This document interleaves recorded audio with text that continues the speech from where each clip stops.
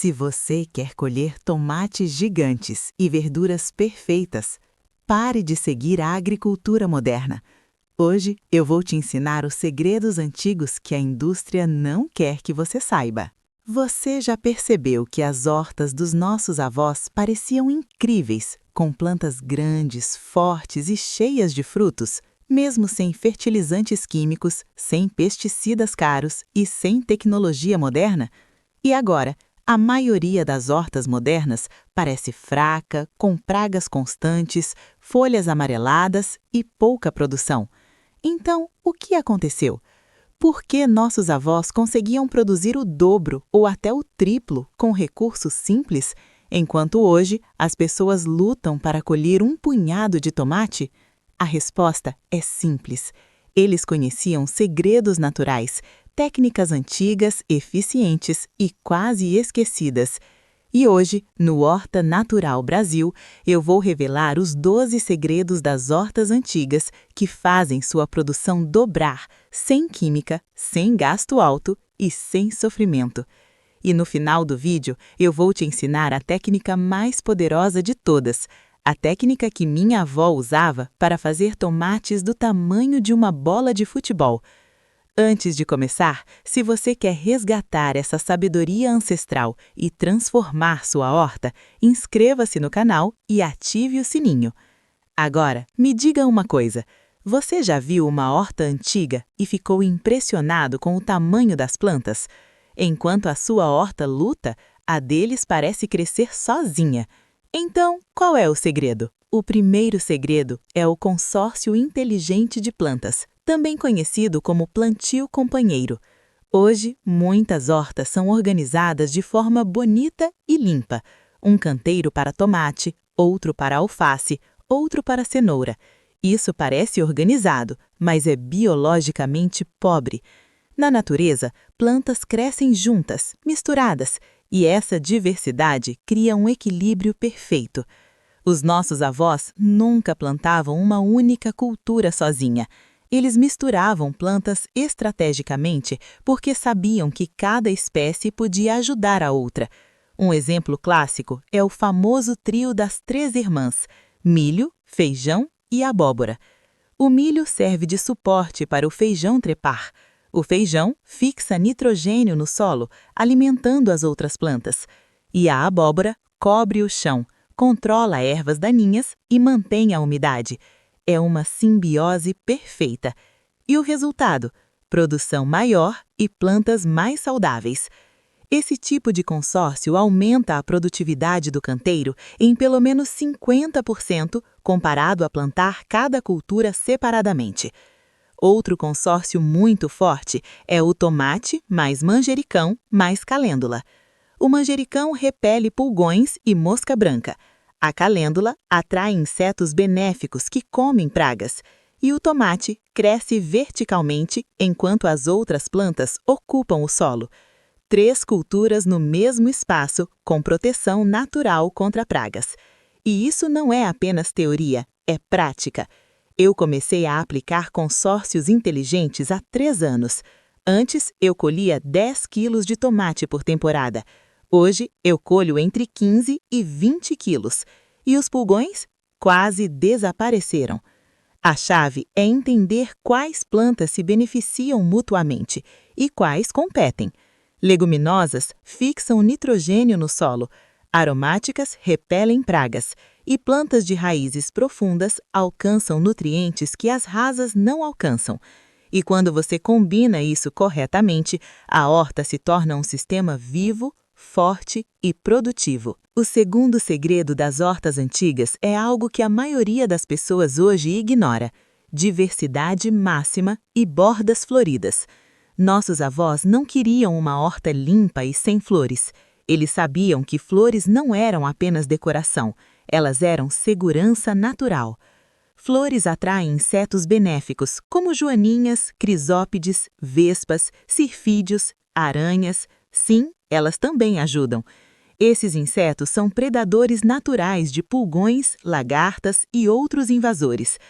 Quando você tem flores abundantes, você tem um exército de proteção cuidando da sua horta.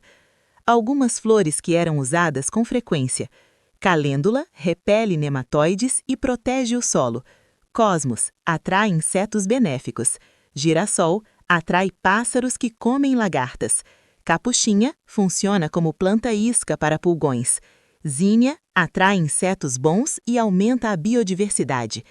Meu avô tinha um canteiro de girassóis ao redor da horta. Ele dizia que os girassóis chamavam os pássaros que comiam lagartas. E ele estava certo. Hoje, muitas pessoas querem hortas limpas, sem flores, sem bagunça.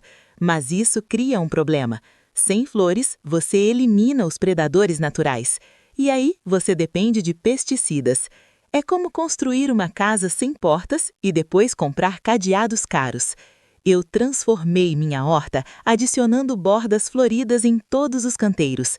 Eu plantei calêndula, cosmos e capuchinha ao redor. A diferença foi impressionante. As pragas reduziram em pelo menos 70%. E o melhor, eu quase não preciso intervir. A natureza começou a autorregular. E essa é a grande lição. A horta antiga não combate pragas. Ela cria um ecossistema onde as pragas não prosperam. Agora, vamos ao terceiro segredo. E esse é um dos mais importantes para manter o solo fértil e produtivo. Rotação de culturas rigorosa e o uso de adubos verdes. Nossos avós nunca plantavam a mesma coisa no mesmo lugar por muitos anos. Eles sabiam que isso esgota o solo e cria um ambiente perfeito para pragas e doenças. Quando você planta a mesma cultura repetidamente, o solo perde nutrientes e as pragas se tornam cada vez mais fortes. Meu avô dividia a horta em áreas e fazia rotação anual. Ano 1, plantas de fruto, tomate, pimentão, berinjela. Ano 2, plantas de raiz, cenoura, beterraba, rabanete. Ano 3, plantas de folha, alface, couve, rúcula. E ano 4, leguminosas, feijão, ervilha, vagem. E no 5º ano, ele voltava ao primeiro grupo. Mas não parava por aí. Entre uma cultura e outra, ele sempre plantava adubo verde. Depois de colher tomates, ele semeava feijão de porco ou mucuna. Essas plantas cresciam rápido, cobrindo o solo e protegendo-o. Quando estavam florindo, ele cortava tudo e incorporava ao solo. Isso é adubo verde. Adubos verdes fixam nitrogênio no ar, melhoram a estrutura do solo, aumentam matéria orgânica, controlam plantas daninhas e ainda deixam o solo mais vivo. O solo começa a ficar mais escuro, mais solto e com cheiro de terra saudável. E as plantas começam a crescer com muito mais força.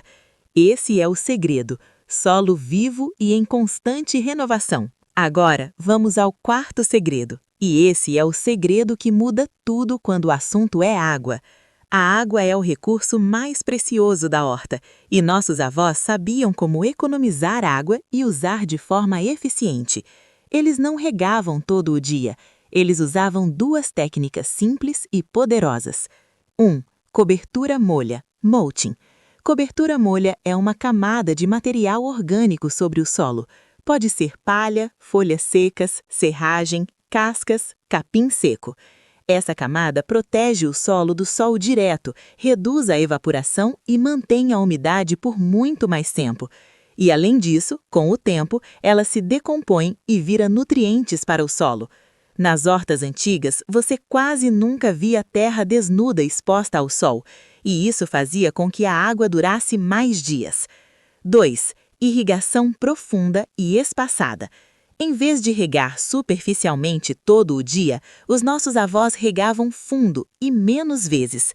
Eles regavam profundamente, deixando a água penetrar no solo até 30, 40 centímetros. Isso faz com que as raízes cresçam para baixo, buscando água.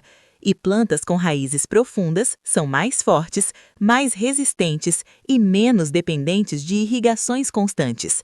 Meu avô regava 2 vezes por semana, no máximo, e a horta ficava saudável. Eu adotei esse método completamente. Hoje, eu cubro meus canteiros com uma camada de 10 centímetros de palha e rego profundamente 2 vezes por semana.